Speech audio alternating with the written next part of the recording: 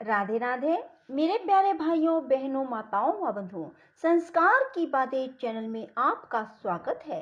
बंधुओं, आज महाशिवरात्रि के पर्व पर मैं आपके लिए लेकर आई हूँ शिव सती विवाह।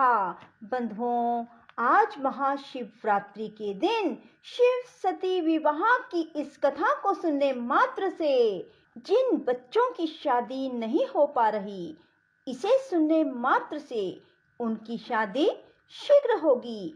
और आज महाशिवरात्रि के पर्व पर हर मनुष्य को शिव सती विवाह की कथा को अवश्य सुनना चाहिए। जो मनुष्य भी आज शिव सती के विवाह की इस कथा को सुनेंगे, उनकी हर मनोकामना शीघ्र पूरी होगी। बंधुओं, पूर्ण विश्वास और सच्ची निष्ठा के साथ ही शिव सती के विवाह की कथा को सुनना। बंधुओं, यदि आपने हमारे चैनल को अब तक सब्सक्राइब नहीं किया तो जरूर करें और बेल आइकन दबाना ना भूलें, ताकि आपको हमारी आने वाली सभी वीडियोस की जानकारी सबसे पहले हो सके। बंधुओं, वीडियो को पूरी सुने। सुनने के बाद कमेंट बॉक्स में बोलो शिव शंकर भोलेनाथ की जय हो, पार्वती माँ की जय हो। शिव पार्वती विवाह की कथा। बोलो शिव शंकर भोलेनाथ की जय हो। सती के देह त्याग करने के बाद सती विरह में शंकर जी की विचित्र दशा हो गई। वे दिन रात सती का ही ध्यान करते और उनकी चर्चा करते। सती ने भी देह त्याग करते समय यही संकल्प किया था कि मैं पर्वतराज हिमालय के यहाँ जन्म ग्रहण कर फिर से शंकर जी की अर्धांगिनी बनूं। भला जगदम्बा का संकल्प कहीं अन्यथा हो सकता है? वे काल पाकर हिमालय पत्नी मेनका के गर्भ में प्रविष्ट हुई और यथा समय उनकी कोख में से प्रकट हुई।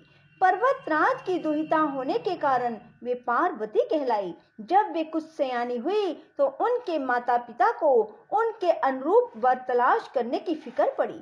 एक दिन अकस्मात देव ऋषि नारद पर्वतराज के भवन में पहुंचे और कन्या को देखकर कहने लगे, इसका विवाह शंकर जी के साथ होना चाहिए, वही इसके योग्य है। यह जानकर कि साक्षात जगत माता सती ही उनके यहाँ प्रकट हुई हैं, पार्वती के माता पिता के आनंद का ठिकाना न रहा। वे मन ही मन अपने भाग्य की सराहना करने लगे। एक दिन अकस्मात शंकर जी सती विरह में व्याकुल घूमते घूमते उसी प्रदेश में जा पहुंचे और पास ही गंगावतरण स्थान में तपस्या करने लगे। हिमालय को जब इस बात का पता लगा तो वे अपनी पुत्री को साथ लेकर शिव जी के पास पहुंचे और अनुनय पूर्वक अपनी पुत्री की सेवा में ग्रहण करने की प्रार्थना की। शिव जी ने पहले तो उनकी सेवा स्वीकार करने में आनाकानी की, किंतु पीछे पार्वती की अनुपम भक्ति को देखकर उनका आग्रह ना टाल सके। अब तो पार्वती प्रतिदिन अपनी सखियों के साथ शंकर जी की सेवा में उपस्थित होने लगी। वे उनके बैठने का स्थान झाड़ पोंछ कर साफ कर देती और इस बात का सदा ध्यान रखती कि शंकर जी को किसी प्रकार का कष्ट न हो। वे नित्य प्रति उनके चरण धोकर चरणोदक ग्रहण करती और षोडश उपचार से उनकी पूजा करती। इस प्रकार पार्वती को भगवान शंकर की सेवा करते सुदीर्घ व्यतीत हो गया। किंतु पार्वती जैसी त्रिभुवन सुंदरी पूर्ण यौवना बाला से इस प्रकार एकांत में सेवा लेने पर भी शंकर जी के मन में कोई विकार उत्पन्न न हुआ। वे सदा आत्म समर्पण करते हुए समाधि में निश्चल रहते। इधर देवताओं को तारक नामक असुर बहुत बड़ा त्रास देने लगा। यह जानकर कि शिव के पुत्र से ही उसकी मृत्यु हो सकती है, सभी देवता शिव पार्वती का विवाह कराने की चेष्टा करने लगे। उन्होंने शिव को पार्वती के प्रति अनुरक्त करने के हेतु कामदेव को सिखा पढ़ाकर उनके पास भेजा। पुष्पायुध का पुष्पबाण भी शंकर के मन को विशुभ ना कर सका, उल्टे यह उनकी क्रोध अग्नि से भस्म हो गया। शंकर जी भी वहां अधिक रहना अपनी तपस्या के लिए अंतराय रूप समझ कैलाश की ओर चल दिए। पार्वती को शंकर की सेवा से वंचित होने का बड़ा दुख हुआ, किंतु उन्होंने निराश ना होकर अपने तप के द्वारा शंकर जी को संतुष्ट करने की मन में ठानी। उनकी माता ने उन्हें सुकुमारी एवं तप के अयोग्य समझकर बहुत मना किया, इसलिए उनका नाम उमा उ एवं माँ तप ना करो प्रसिद्ध हुआ। पार्वती संकल्प से तनिक भी विचलित नहीं हुई। वे तपस्या करते हुए घर से निकल पड़ी। जहाँ शिवजी ने तपस्या की थी उसे शिखर पर तपस्या करने लगी। तभी से लोग उस शिखर को गौरी शिखर कहने लगे। वहां उन्होंने पहले वर्ष फलाहार से जीवन व्यतीत किया। दूसरे वर्ष वे परन के पत्ते खाकर रहने लगी और फिर तो उन्होंने परन का भी त्याग कर दिया, इसलिए वे अपर्णा कहलाई। इस प्रकार उन्होंने 3000 वर्ष तक घोर तपस्या की। उनकी कठोर तपस्या को देखकर बड़े बड़े ऋषि मुनि भी दंग रह गए। अंत में भगवान आशुतोष का आसन हिला।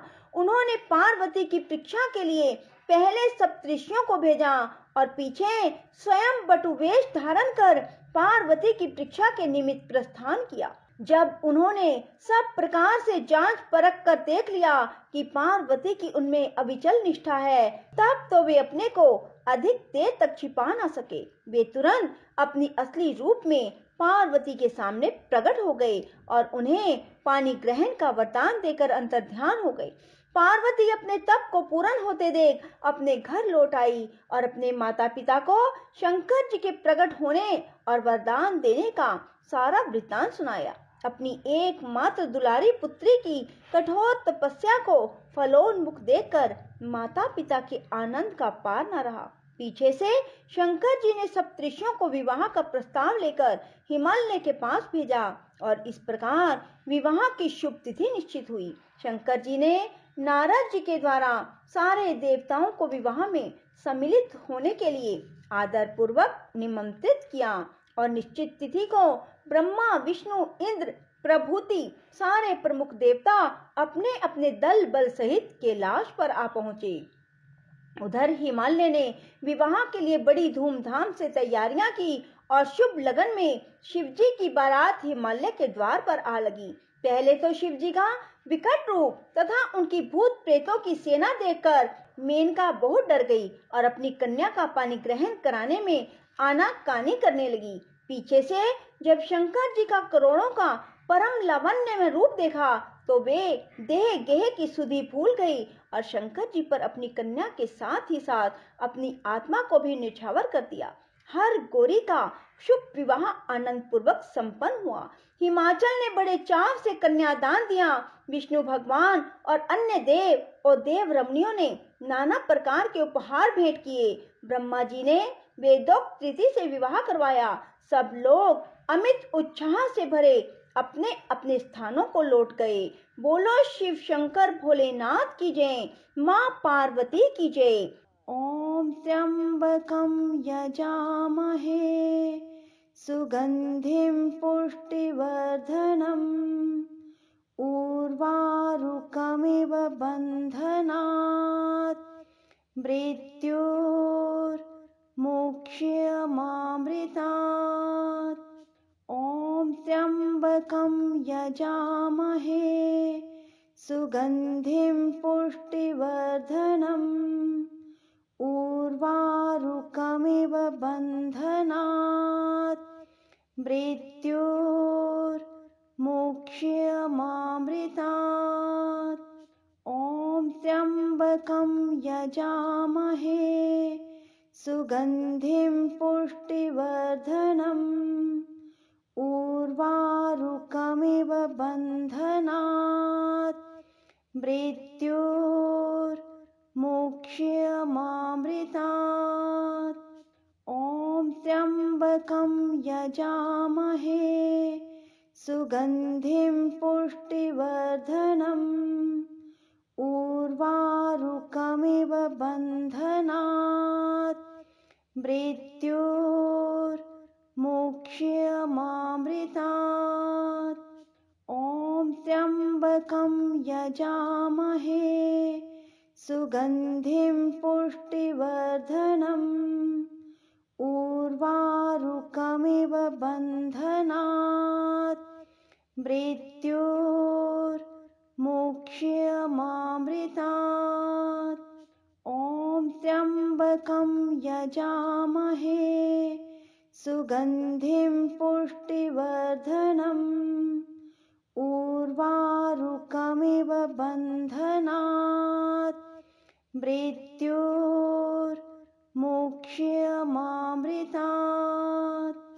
ॐ त्र्यम्बकं यजामहे सुगन्धिं पुष्टिवर्धनम् उर्वारुकमिव बन्धनात् मृत्योर्मुक्ष्यमामृतात्। ॐ त्र्यम्बकं यजामहे सुगन्धिं पुष्टिवर्धनम् उर्वारुकमिव बन्धनात् मृत्योर्मुक्ष्यमामृतात्।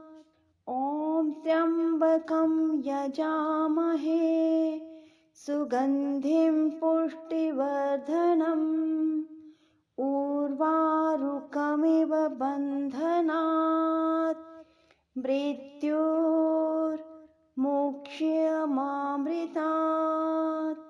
ॐ त्र्यम्बकं यजामहे सुगन्धिं पुष्टिवर्धनम् उर्वारुकमिव बन्धनात् मृत्योर्मुक्ष्यमामृतात्। ॐ त्र्यम्बकं यजामहे सुगन्धिं पुष्टिवर्धनम् उर्वारुकमिव बन्धनात् मृत्योर्मुक्ष्यमामृतात्।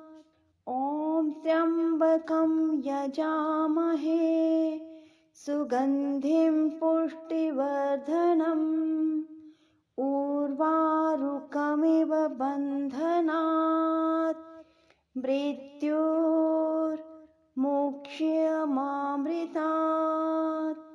ॐ त्र्यम्बकं यजामहे सुगन्धिं पुष्टिवर्धनम् उर्वारुकमिव बन्धनात् मृत्योर्मुक्ष्यमामृतात्। ॐ त्र्यम्बकं यजामहे सुगन्धिं पुष्टिवर्धनम् उर्वारुकमिव बन्धनात् मृत्योर्मुक्ष्यमामृतात्। ॐ त्र्यम्बकं यजामहे सुगन्धिं पुष्टिवर्धनम् उर्वारुकमिव बन्धनात् मृत्योर्मुक्ष्यमामृतात्। राधे राधे, जय श्री कृष्णा। बंधुओं, यदि आपको हमारी वीडियो पसंद आए तो इसे लाइक करें और शेयर भी जरूर करें। धन्यवाद।